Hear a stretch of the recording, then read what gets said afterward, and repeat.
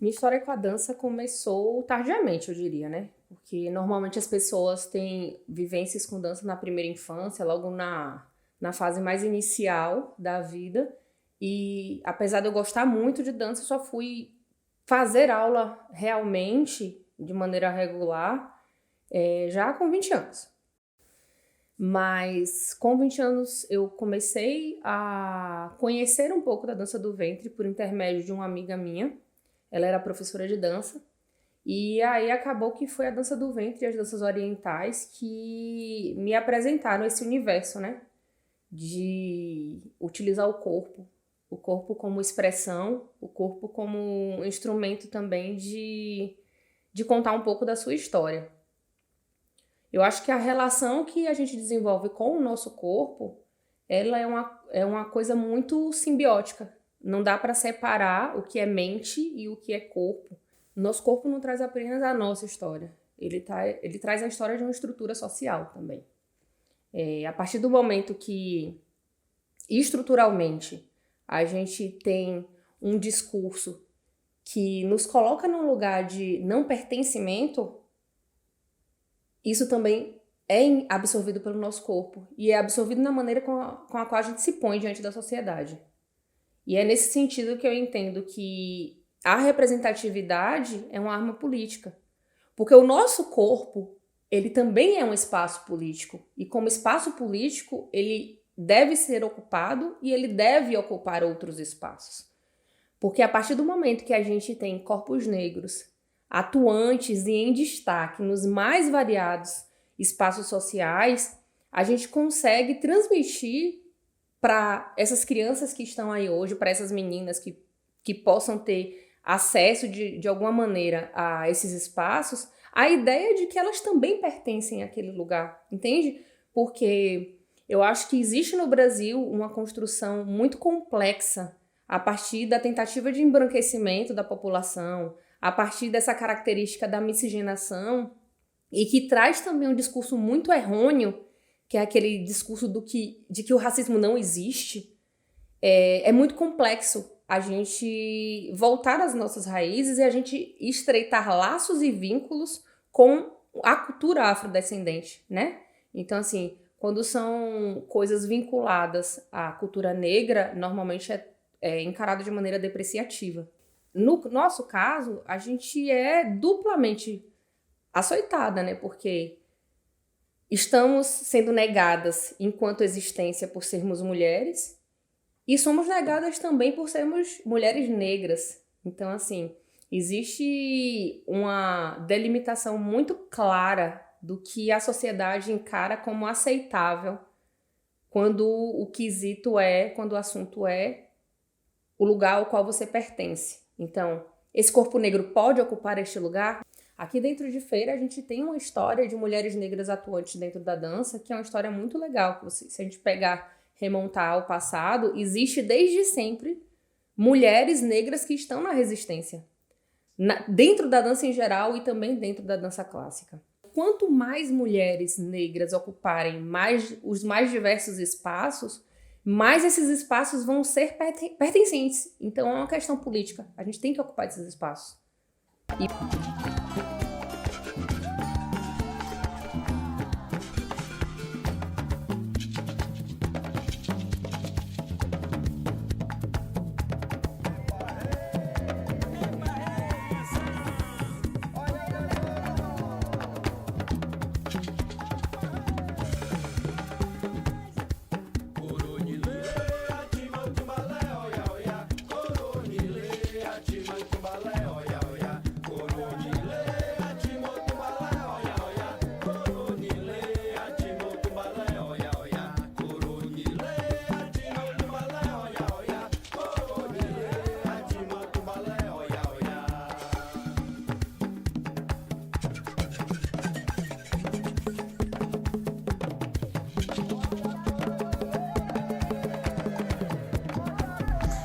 Olá, eu sou Liudinha Fonseca, professora de dança, dançarina, coreógrafa, pesquisadora das danças de matriz africana.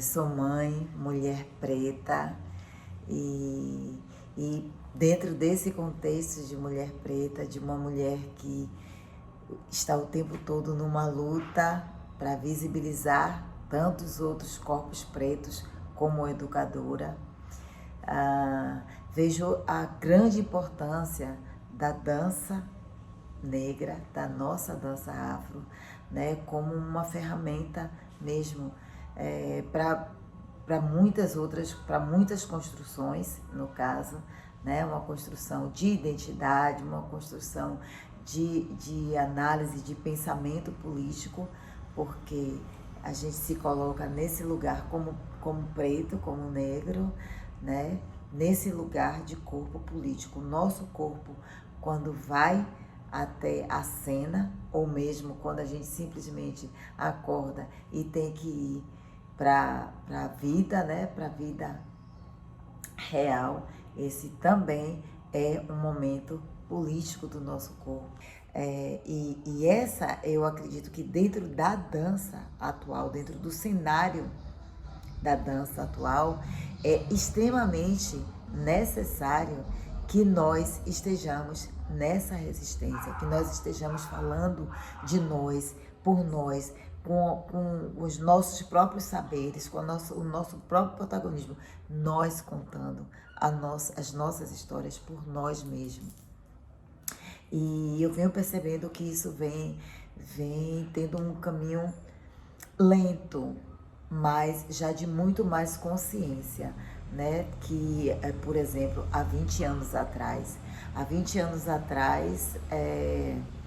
nós não tínhamos a pouca visibilidade que temos hoje como mulher negra na cena, no cenário mesmo, sendo a protagonista ali daquele lugar. E isso eu trago muito com uma memória de que eu tive muitos problemas para estar na cena, né? Por conta desse racismo mesmo, desse racismo estrutural, desse racismo social, porque eu não me via nem representada e nem conseguia representar outros, porque não era aquele biotipo, não era aquela cara que iria abrir para outras pessoas poderem comprar o nosso projeto, a nossa ideia, né, de visibilidade, de ser um corpo que produz, né, e que produz. E na grande maioria nós produzimos muita cultura, nós somos aquelas que produzimos e que resistimos em falar de cultura, né? Esse momento de pandemia nos traz muito, eu vejo muito a dança nesse lugar de cura. E de cura por quê? Porque durante esse meu momento de catarse, de dança mesmo, é que vai todos os problemas, vai a falta de estrutura que está sempre na cabeça. Enfim, é uma forma que eu consigo expressar e expurgar, né, muitas coisas que não são tão boas durante todo esse processo, não só da pandemia, mas também do nosso processo mesmo enquanto mulher, mãe, preta, negra, e que resiste nesse lugar de fala, né? De fala e de expressão, e principalmente da expressão corporal.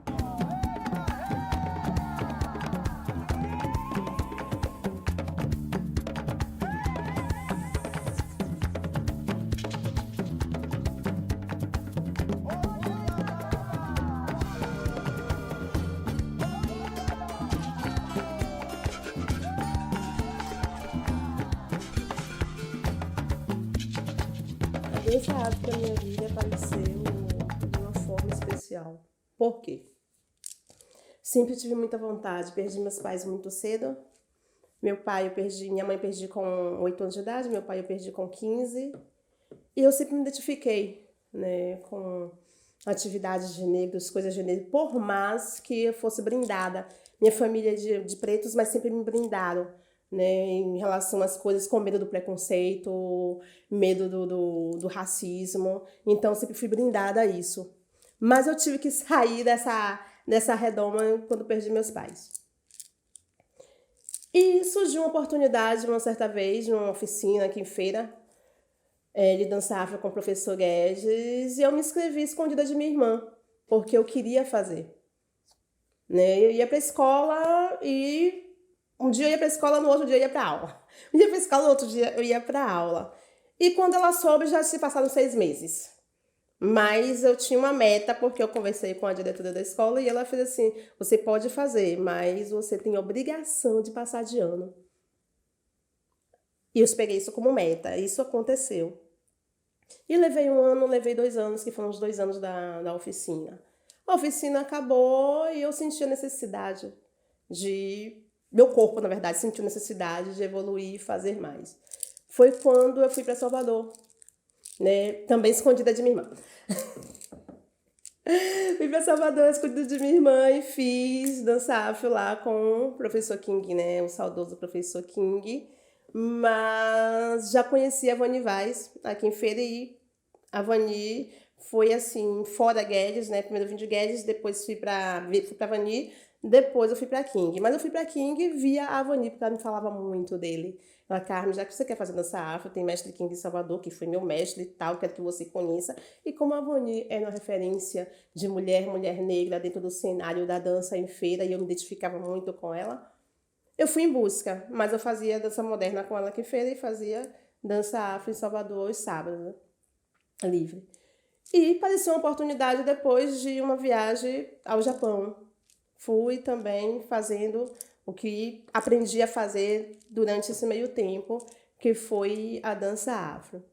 Quando voltei de lá, fui trabalhar no CAIC com a professora Antônia Brito. E assim, eu tenho um orgulho muito grande que a dança afro na minha vida, ela veio de forma de construção da minha personalidade, da pessoa que eu sou, apesar que da minha família, mas só se eu fosse realmente seguir o dogma da minha família, hoje eu não estaria aqui conversando com você, hoje eu não seria a Carmen que eu sou, porque eu fui brindada para o preconceito não tocar em mim, entende? De forma: olhe, você pode estar nos lugares, você pode ser assim, você pode ser assado, e como se o preconceito não existisse.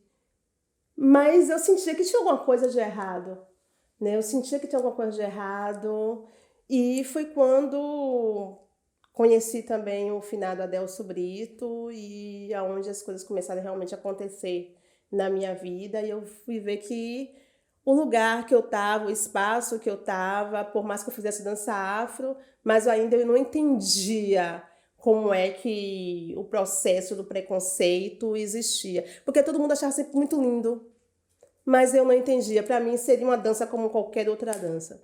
E eu vim entender realmente o processo da dança afro na minha vida e aonde ela poderia entrar ou não entrar com o finado Adelso Brito. E foi uma pessoa que me norteou muito, assim. Durante muitos anos da minha vida, paguei as minhas contas dando aula de dança afro.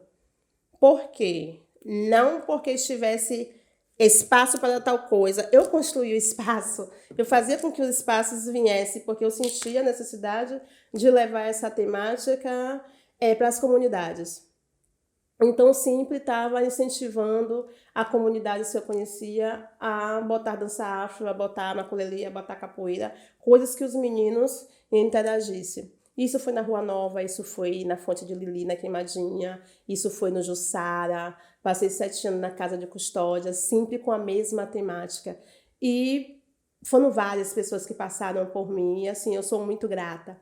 Sou muito grata porque também eu fui um processo de construção e consegui fazer diferença em muitos adolescentes. A dança afro, ela realmente contribui bastante, né, para a evolução desses indivíduos, dessas crianças, homens e meninos, né, porque eu tenho alunos meninas e alunos meninos, não só meninas. Então, contribuiu e contribui bastante para essa transformação, para esse empoderamento. Friso, não só empoderamento estético, mas sim de personalidade, sabe? Eu não vou dizer assim de caráter, porque caráter você já nasce com ele, né? Então, isso vai se moldando as situações e você vai tendo outros olhares e entendendo qual é o seu lugar de fato e qual é o seu lugar de fala dentro daquela comunidade, dentro daquela sociedade, e você ter o direito de ir e vir dos lugares, sabe? E entender, se a pessoa olhar para você atravessado, poxa, você vai ter que ter sua autodefesa, você vai ter que se defender de alguma forma, mas para isso você não vai ter que se defender de uma maneira bruta, mas sim de uma maneira intelectual, sabe? Sabendo como se posicionar com sua fala, com sua postura para se defender. Então, para isso, você tem que entender que você tem que realmente estudar, você tem que se empoderar, você tem que entender da onde você veio, para onde você vai, para onde você veio, aonde você está e para onde você vai. Entende? Então, assim, vamos botar tudo nos seus lugares, para se isso vier a acontecer, eu saber como me defender. Não com a brutalidade, mas sim com a inteligência.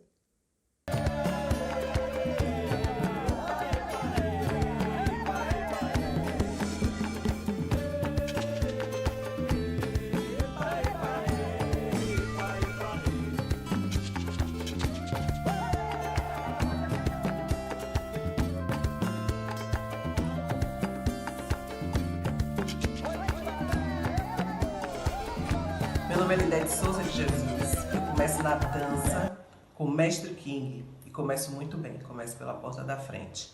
Com o King eu aprendi não só dança afro, que é essa a especialização dele, mas eu aprendi todo tipo de dança, porque King dava todo tipo de dança pra gente, todo tipo de aula. Ele dava pra gente uma noção bem grande do que era dançar, também do amor à dança, porque King era um grande profissional.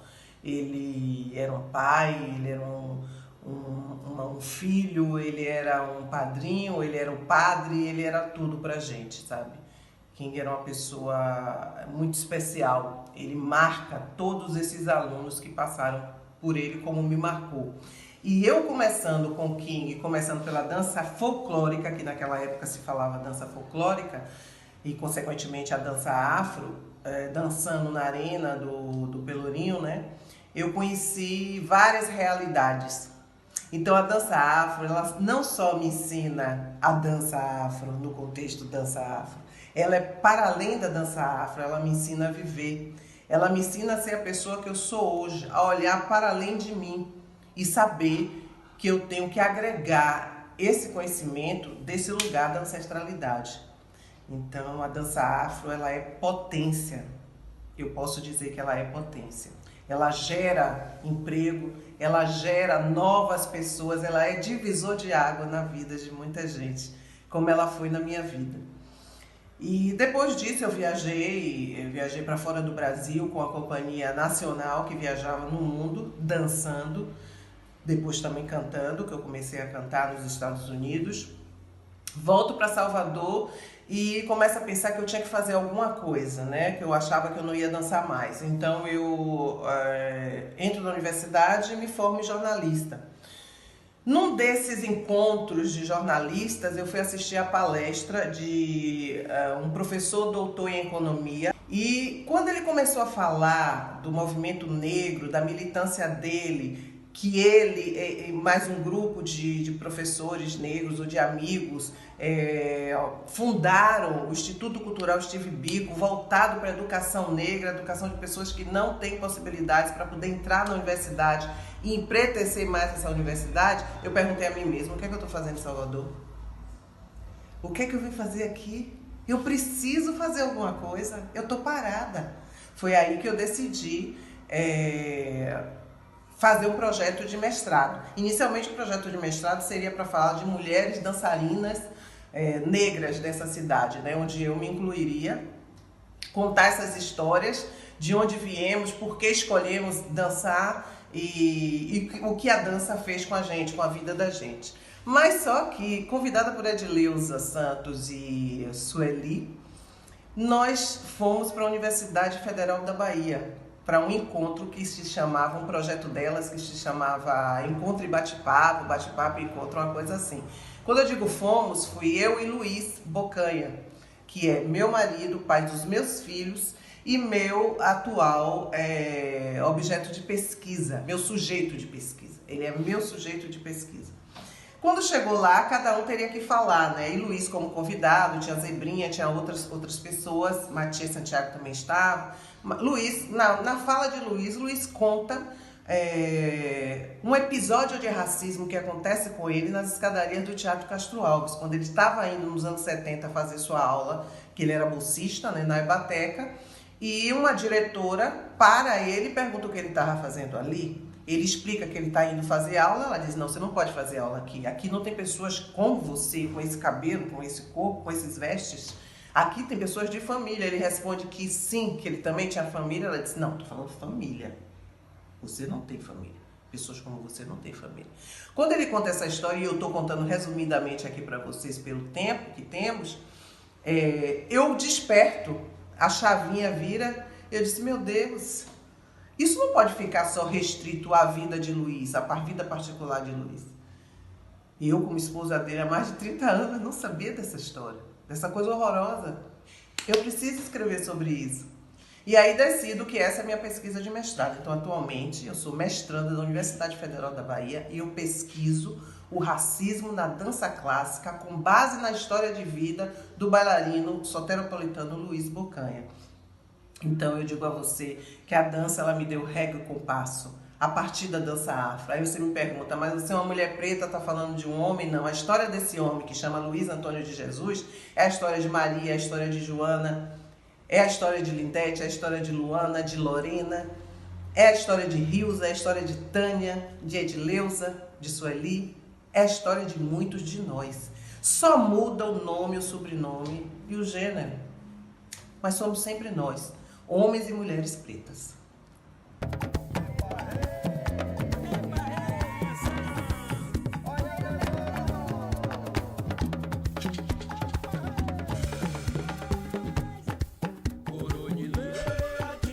E dentro das danças árabes, dentro dessa vivência, quando a gente está falando de uma dança que veio do Egito. O Egito ele não fica na Europa, ao contrário de que muitas pessoas pensam, o Egito fica na África. É uma dança de preto.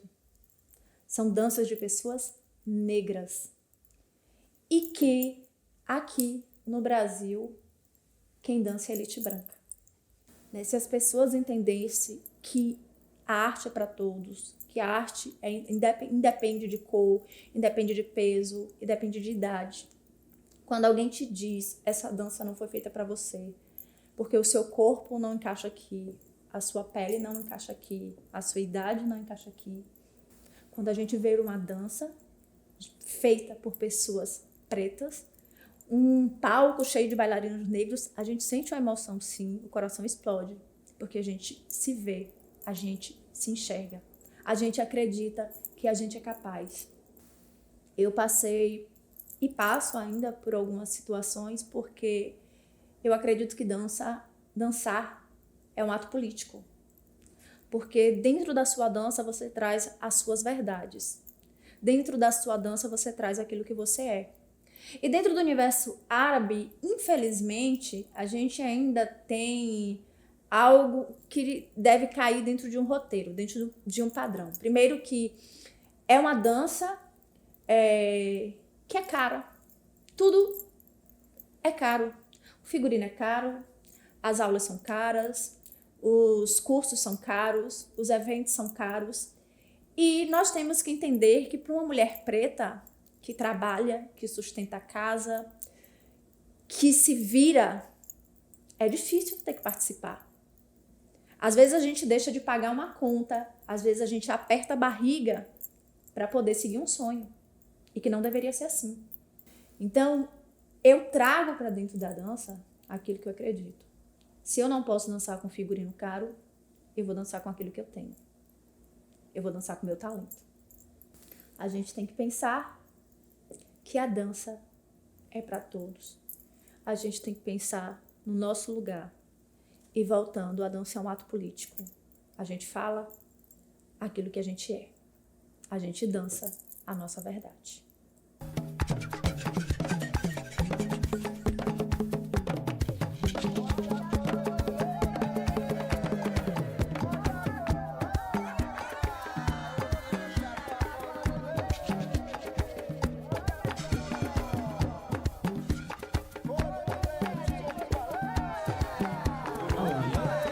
Isabela Cheirosa, professora, bailarina, coreógrafa, produtora cultural, palestrante, dentre outras coisas.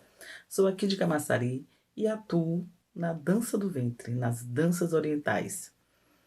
A minha existência, a minha presença dentro do mundo da dança do ventre, ela é revolucionária. Eu assumi esse papel, eu tomei para mim essa responsabilidade e convoco mulheres o tempo todo a estarem nessa luta, a estarem nesse estado de consciência a partir do momento que aos 30 anos, com um filho, eu fiquei viúva. Fiquei viúva e acumulei motivos para ser excluída do processo de ser mulher, do processo de ocupação do mercado de trabalho, do processo de existência. Eu, uma mulher negra, com uma certa idade, me tornei uma mulher gorda. E essa dupla discriminação, tripla discriminação, me colocou num lugar ainda mais cruel. Então, a partir da minha perda, eu comecei a procurar coisas que me pudessem trazer de volta a minha existência enquanto mulher. E foi aí que eu encontrei a dança do ventre. Foi revolucionário. Foi revolucionário à medida que uma dança que, apesar de ser africana, apesar de trazer na sua essência a presença da mulher negra, com todos os processos de embranquecimento que tomam conta de todas as artes, não foi diferente nessa dança e se tornou uma dança branca, magra, alta, loura, chapada, com características físicas, com perfil e um padrão de praticante que não me contemplava. Mas quem disse que não me contemplava? Como eu comecei dizendo, a minha permanência e a minha existência na dança do ventre é revolucionária. Eu não só me atrevi a fazer parte desse mundo, desse universo, como eu quis provar para mim e para as outras pessoas que essa sim é uma dança feminina, uma dança essencialmente feminina, que vem de um ambiente essencialmente negro e que ela poderia sim ser democrática. E foi a partir daí que eu criei um projeto social chamado Flor de Lótus, que desde o ano de 2012 empodera mulheres através da dança do ventre. E foi aí que minha dança revolucionou de verdade, porque ela ultrapassou o meu corpo, ela ultrapassou a minha existência e começou a fazer sentido em outros corpos negros, periféricos, de mulheres que carregam em suas características traços que prioritariamente a excluem, como o desemprego, a pobreza extrema, má condição de vida, faltando o básico essencialmente para sobreviver, mas que, através dessa arte milenar, consegue forças, consegue olhar para si mesma, para dentro de si, através de uma dança que mexe não só com o corpo, mas com a alma. E nessa perspectiva é que ser preta na dança do ventre e mostrar para uma cidade como Camaçari que é possível, que é nosso, que nossos corpos são dançantes e que nossa existência ela é necessária nas artes, que a gente criou um processo de transformação. Essa transformação ultrapassa a dança. Essa transformação ultrapassa o processo de se conhecer, de conhecer o outro, de que juntas somos mais fortes. O empoderamento feminino, através da dança do ventre, acontece no autorreconhecimento, no reconhecimento do outro e de que todos juntos somos mais fortes. Mesmo o racismo nos atravessando todos os dias, mesmo as pessoas dizendo que dança do ventre não se parece, não é para corpos negros, nós estamos aqui, resistindo e dançando. Dançando com alma, dançando com propósito, com significado e resgatando, recolocando a dança do ventre no seu seio, que é a África. A dança do ventre é uma dança oriental que vem lá prioritariamente do Egito, um Egito negro, um Egito que foi embranquecido pelos que contaram essa história. Mas nós estamos aqui para resgatar não só a África, mas também as danças africanas. Um beijo.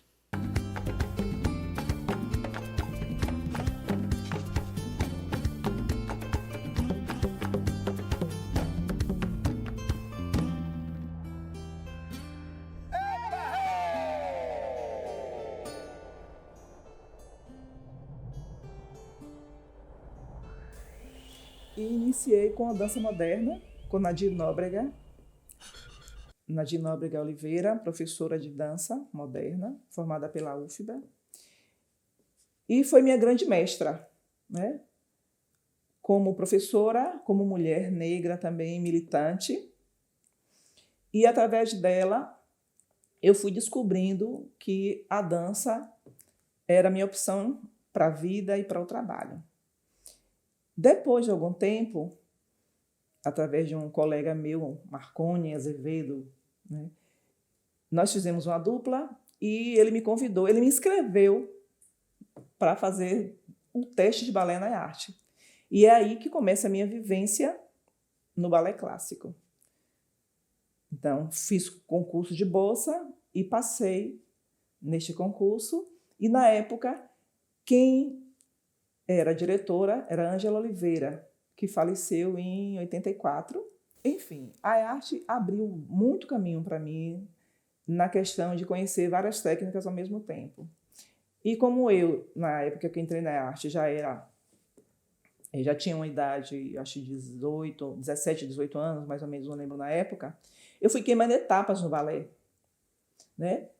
Mas eu passei por problemas constrangedores na época, porque na minha sala de balé tinha muitas meninas e elas começaram o balé desde pequenininha e como eu estava queimando etapas, eu tive uma professora que eu não sei se por estar naquele ambiente onde todas as meninas eram brancas e eu era a única negra na turma, de certa forma, ela fez com que eu me sentisse invisível, né?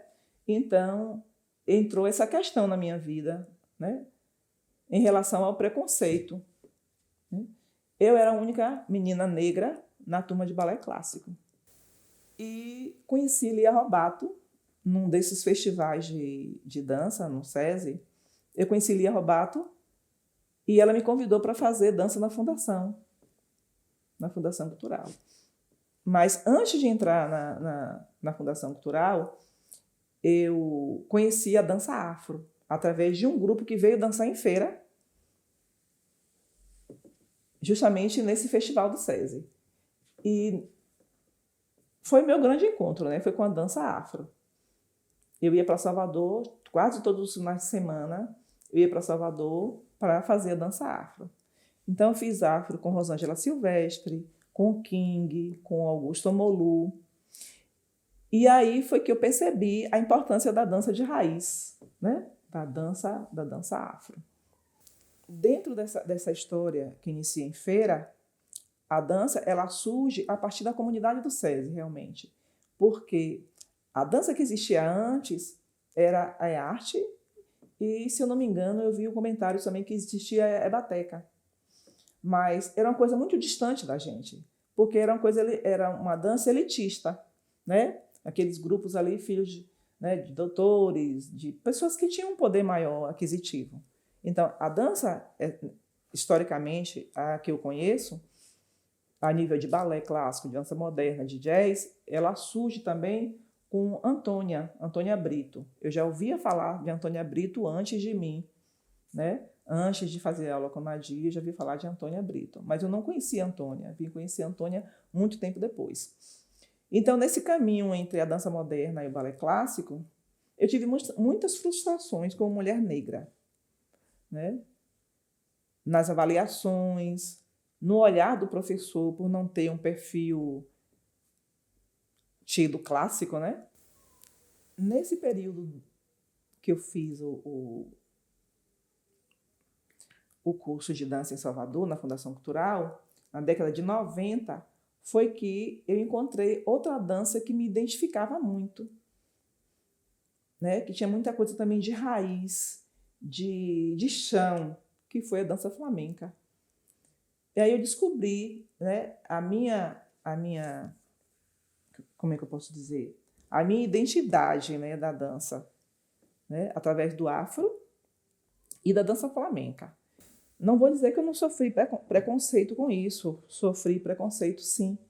E até hoje a gente ainda sofre quando alguém vem, a mãe vem levar a filha para a sala de balé, né, para fazer a primeira aula e de repente pergunta quem é a pró, né, achando que a pró é assistente porque a assistente é branca, né?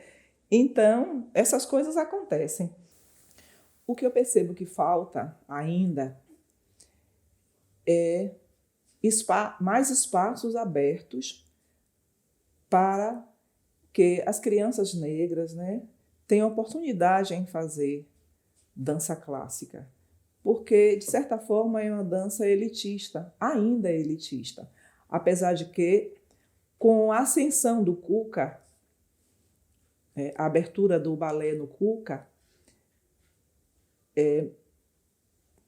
com a abertura do balé no Cuca, o balé clássico cresceu muito a nível de comunidade. Então, por cobrarem uma taxa pouca, essa comunidade teve a oportunidade de fazer o balé clássico. Mas, assim, até que ponto essa criança negra ela vai permanecer no curso de balé? Porque vai chegar um momento que ela não vai poder mais fazer. Então, ela, assim, menos uma possibilidade de ela fazer uma carreira como bailarina clássica, né? Então, a dança no Cuca, ela começa na década de 90 e eu fui a primeira professora do Cuca. E quando eu fui professora do Cuca, a dança era aberta à comunidade, a comunidade não pagava. E o trabalho da dança cresceu tanto que a elite que estava em algumas academias, elas foram para o Cuca. E a partir daí o Cuca começou a cobrar uma pequena taxa simbólica. E hoje o Cuca praticamente é quem tem mais alunos de balé em Feira de Santana, né? E é um espaço democrático onde tanto meninas brancas como meninas negras fazem o balé, né? É um espaço muito importante para a feira, porque a dança explodiu depois do Cuca. Eu fiquei no Cuca até 2001, quando meu filho nasceu, e naquela época já eram muitas alunas. Quando eu deixei o Cuca, eram muitas alunas mesmo. Então, que eu acho que o que falta em feira é mais oportunidade para que essas crianças negras elas tenham uma carreira, né, algum apoio para que elas cheguem, né, a serem até profissionais de dança, bailarinas clássicas, professoras de dança. Assim como também falta uma divulgação da dança de raiz, das danças africanas.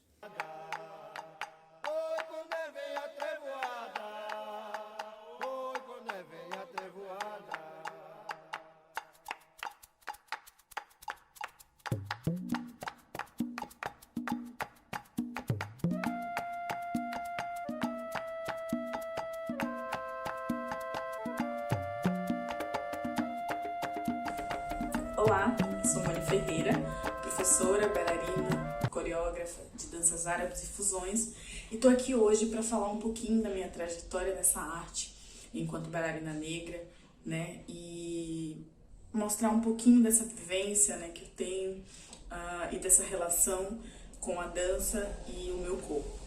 Eu comecei a dançar com mais ou menos 10 anos de idade. Eu sempre fui estudante de escola pública e a dança surgiu para mim como uma possibilidade de me expressar. Eu pude perceber ao longo, né, desses anos em que eu estou inserida nessa arte que é muito difícil você perceber, de você encontrar outros corpos negros também dentro dessa arte. É muito comum no nosso meio a gente não identificar bailarinas negras em posição de destaque. Isso é muito triste, porque, por exemplo, no balé, você pode encontrar pessoas dizendo que não existe uma Julieta negra, que a Julieta não é negra. Mas quem disse que a Julieta ela não pode ser uma mulher negra. Então, existe um apagamento, né, um sistema de apagamento muito grande dentro da dança, de diferentes modalidades, né? Então, é muito complicado a gente se inserir enquanto indivíduo, enquanto corpo, né, dançante, neste meio, porque uma hora a gente é invisibilizado, né? Principalmente quando você toma isso como a sua carreira. Eu nasci em Salvador, eu iniciei os meus estudos em Salvador e fui aluna da FUNCEB, né, da Fundação Cultural. E a gente tem essa ilusão, vamos dizer assim, que no território baiano a gente vai encontrar menos racismo, né? Sendo a Bahia a região, né, com mais negros fora da África. Mas a verdade é que não é isso o que a gente encontra. A sensação que a gente tem é que a gente está sempre tendo que provar alguma coisa. A gente precisa provar que a gente é muito bom naquela arte. A gente precisa provar que a gente está apto a participar daquilo, né, a fazer parte daquele grupo. É sempre uma prova, a gente sempre tem que estar provando alguma coisa. A gente precisa, e por isso que a gente tem que pensar na ocupação, a gente precisa pensar que esses corpos negros, eles precisam fazer parte do nosso cotidiano, da nossa vivência, e olhar, pensar em produções artísticas que apoiem este corpo negro, né? Como eu falei anteriormente, por que a Julieta não pode ser negra? Por que a Julieta não pode ser uma mulher de Black Power? Né? Quem falou? Quem disse que a mulher negra, a mulher de trança, a mulher de Black Power não pode dança árabe? Quem falou? Então, esses tipos de questionamentos é que a gente tem que começar a fazer, e a gente tem que começar a consumir quem realmente apoia a inclusão, né, e a representatividade de corpos negros nas produções artísticas. Esse é um ponto muito importante, eu venho debatendo muito isso, e a gente precisa se posicionar, a gente precisa encarar a diversidade, a gente precisa encarar a visibilidade e o protagonismo do corpo negro na dança urgentemente.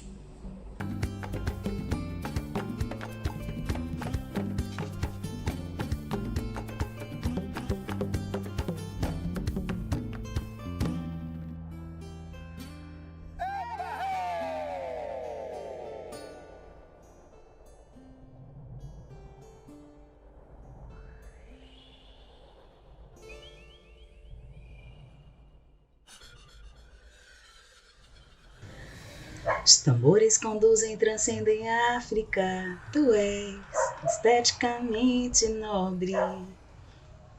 Tu és a flor afro da Bahia. Tu és minério orgânico. Tu és filhas da mãe África. Essa música do Ileaê, eu acho que ela traduz muito o que nós somos, né? Esteticamente nobres. E estar aqui para falar sobre dança, né, sobre um corpo negro dançando, é falar sobre as expressões mais belas de liberdade. Meu nome é Vanesca Cunha dos Anjos, sou professora de Sociologia do IFBA Campus Feira de Santana. Bem, é importante a gente falar sobre a experiência, né, histórica da escravidão negra, o quanto foi terrível e sofridamente vivida por homens e mulheres, né, fossem crianças, fossem adultos, velhos. Porém, para a mulher negra, como ela representa, né, a síntese de duas grandes opressões, né, de duas grandes contradições essenciais, né, como disse, né, nossa Sueli Carneiro, que é a opressão de gênero, de raça, né, historicamente o corpo da mulher negra ele sempre foi o palco de exploração, né, e foi relegado a um lugar marcado por estereótipos, né, inclusive como objeto, né, sexual, né? E foi dentro dessas comunidades escravizadas, né, que eles desenvolveram formas culturais de resistência, né, que hoje permitem continuar essa luta de libertação por melhorias de vida, né, e por nossa humanidade. Humanidade essa perdida na escravidão, onde corpos negros eles eram sequer considerados gente humana. E eu acredito que é por nossa sobrevivência, né, e é nessa cultura, inclusive, de resistir, né, que os processos de identidade das mulheres negras, né, que o corpo negro também ele precisa ser pensado como um corpo político em si. Um corpo, inclusive, né, que para ser o que é, ou seja, que para que sermos negros, ele precisa resistir a toda a hegemonia, né, de uma sociedade que constrói seus padrões de beleza sobre a égide da branquitude. Né? Afinal de contas, a gente cresceu, né, nessa sociedade onde ser negro significava algo ruim, né, degenerativo. Por isso que hoje reconhecer que o racismo ele estrutura as bases da formação da sociedade brasileira e é na discriminação racial que ele se materializa. E aí quando a gente pensa nas trajetórias, né, de homens e mulheres negras, elas acabam entrecruzando. Por quê? Porque as exceções nas trajetórias desses indivíduos, eles acabam confirmando essa regra. Né? Quantas de nós ascendemos, nos tornamos as únicas em nosso espaço de convivência? Quantas mulheres negras provavelmente não foram as únicas, né, nas escolas, inclusive acadêmicas, tradicionais de danças? Mulheres que precisaram, inclusive, romper, né, padrões, né, abrir caminhos para que outras representações pudessem ter sido consolidadas. Quantas de nós não somos vanguardas em nossos espaços políticos? E é importante reconhecer que tivemos avanços, né? Que o caminhar ainda é duro, mas avançamos. Essas representações ela têm uma importância histórica nas nossas vidas, porque os movimentos sociais coletivos que buscavam, né, almejar, de fato, uma abolição, né, efetiva. Então, avançar, né, caminhar, construir espaços coletivos, né, romper essas barreiras desses padrões, ele importa, né, e importa muito. E aí eu acho que é nesse processo de resistência mesmo, né, que os espaços negros se constituíram como um território político, né, onde foram se ressignificando, reconstruindo culturas ricas, né, e diversas com elementos africanos. E no Brasil a gente precisa frisar, né, também indígenas a partir de suas experiências, né, das suas sobrevivências e principalmente do que essas mulheres negras que aqui estamos falando, né, vivenciaram durante a sua vida. E aí eu fico com a Beatriz Nascimento quando ela diz pra gente que não é à toa que a dança, ela, para o negro, é um momento de libertação. E é na dança preta que esse caminho, né, de liberdade, de aquilombamento, e como também dizia a dona Beatriz, né, um lugar de possibilidade nos dias de destruição. Então, que as histórias, que a memória do nosso povo seja sempre os nossos melhores espelhos, porque representatividade, ela importa e importa muito. Salve a arte negra, salve a força e a beleza da dança preta, né? Primavera para nós, mulheres negras, e nos veremos sempre na luta.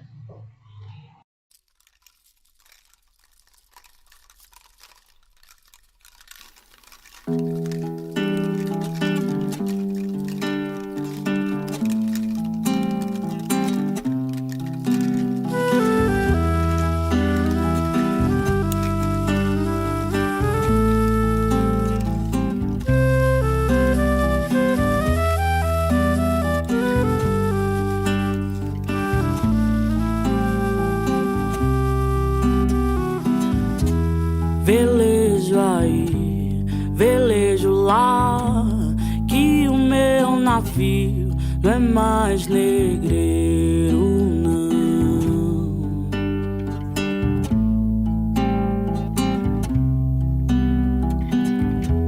Mas nunca vi, eu quis provar aquela liberdade que anunciam na TV.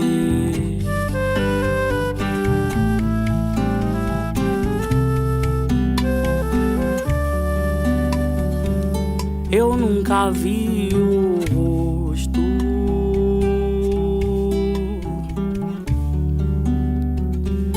Não desataram as minhas mãos.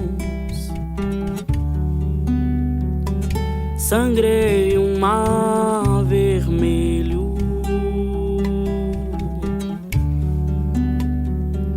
A minha dor não é de papel. Não que eu tenha que seguir um horizonte.